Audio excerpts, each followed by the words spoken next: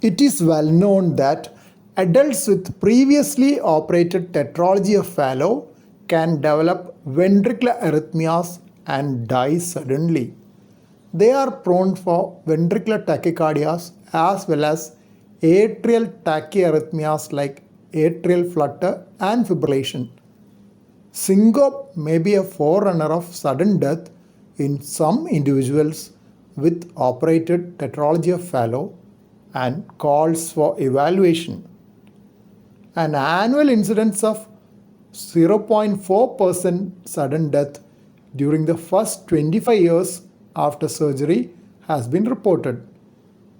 Both the surgical scar as well as the dilatation of right ventricle and right atrium due to pulmonary and tricuspid regurgitation are thought to have roles in arrhythmogenesis. Highest risk is in those with marked cardiomegaly, cardiothoracic ratio more than 60%, severe pulmonary and or tricuspid regurgitation, QRS duration on the electrocardiogram of more than 180 milliseconds, and a QT interval dispersion of more than 60 milliseconds. Surgical correction of pulmonary regurgitation with a valvular prosthesis and tricuspid regurgitation by annuloplasty may decrease the chance of atrial and ventricular arrhythmias.